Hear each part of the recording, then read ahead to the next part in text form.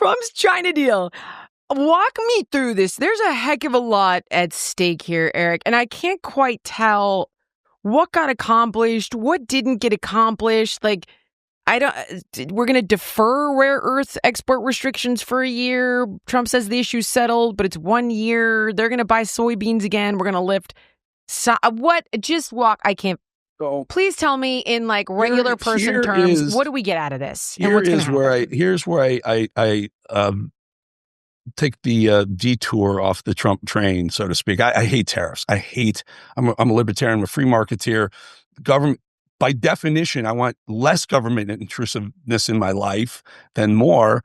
And so when tariffs happen, or when Trump says we're going to take 10% of Intel, a company, the government, our U.S. government's going to own 10% of a major corporation in the United States. I hate that. I despise this. And I know he's doing it because he wants to use tariffs as a leverage to get other things.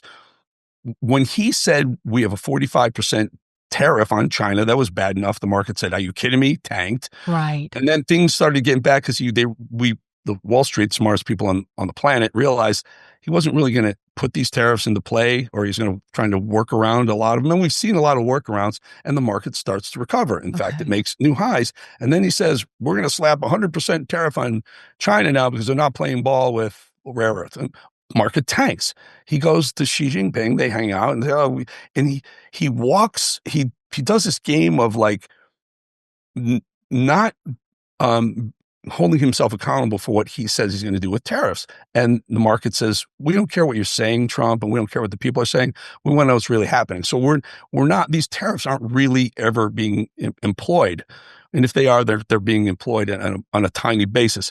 My point is, I don't think we need to play that game. I like the markets to stay free. Trump can play the power game many other ways, with selling arms or negotiating arms with different allies of ours.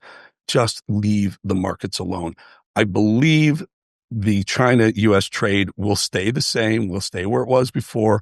I don't think we're going to see an evening of tariffs going in and out of any of these countries over time. All these companies saying, we're going to spend $1 trillion, Mr. Trump, we're going to spend $1 trillion right here.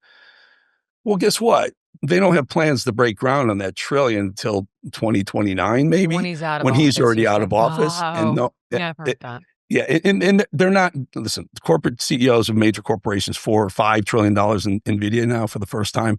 These people are smart people, and they realize, play the political game, say what everyone wants to hear you say, and get the beast off your back, and then continue to do business the way you do. There's no way Apple is moving manufacturing to the United States when they can pay a Chinese worker $50 a month versus $50 an hour in California, right? It's just not going to happen. So they can play the game, they can promise, make a lot of pledges until they start breaking ground and bring these jobs here, which I don't think they're going to bring any jobs here. You build a plant in even America. All the reshoring that like Scott Jennings talks about, and this car. Scott's a nice guy, but he's very theoretical.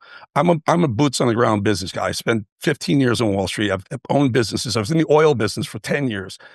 Boots on the ground says this: if you're going to spend money to manufacture goods in the United States for whatever reason, patriotism, the administration wants you get a tax break, whatever it is, if you're going to do that, you're going to automate the hell out of it.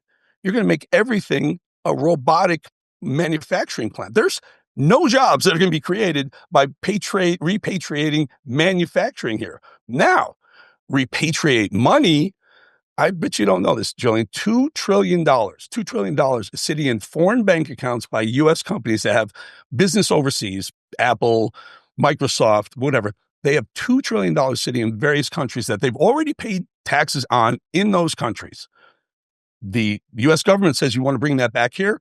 35%. They've already been taxed. So they say, you know what? We'll just manufacture there. We'll spend the money there. We'll use the money to hire people there. My point was, to Trump, make that zero. Bring back the $2 trillion. And you want to play a game? How's this? Bring your money back. Let's say someone's got $100 billion over there. Bring it back. Instead of paying the government 35%, $35 billion, pledge or actually break ground on $35 billion worth of U.S. build something, capital it's called capital expenditure by a company. Build infrastructure here, build a plant of something, because then you could do it. Then it makes it See what you're saying. more equal, more desirable to do it, certainly for your bottom line. And that's all CEOs want to do, is fix their bottom line. They don't care about politics.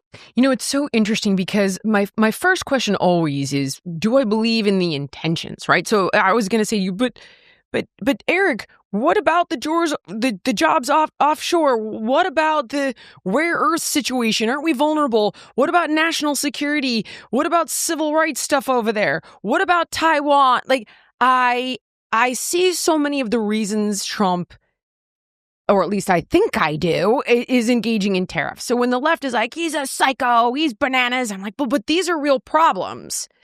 Do you think I'm right in the fact that those are real problems? And you're simply saying the way he's going about it, his strategy is not going to work. And strategies like what you're talking about are a better way forward to solve some of the problems I just mentioned? They're all problems. They're all legitimate problems. But the reason why Chinese workers paid $50 is they're an hour and they don't have health care and whatnot. And that's why Apple pays them that, or whoever, Microsoft, anyone who's building stuff over there. Their laws are different. Who are we to tell China about how much they should minimum wage their citizens? It's none of our business. This is my problem with U.S.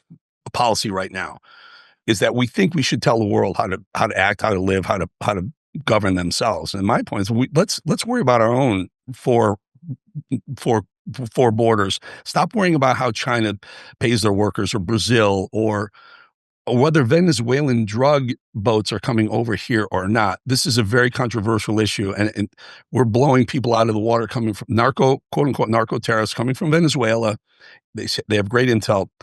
Jillian, I lost a son to fentanyl, my only son. Yeah. I know the feeling of losing someone to this horrific drug, right? And I still don't think we should be doing that. Really? I don't think we should be doing. I think we should be stopping them, taking them, imprisoning them if you want, sending them home, but to be killing them, not because they don't deserve to be killed. They probably do. The first time we make a mistake, the first time one of those boats isn't a narco terrorist, we've lost the game. We've lost the debate. We may have lost the midterm elections. There's too much at risk to be coming off like it's small ball. It's really small ball in the bigger picture of politics.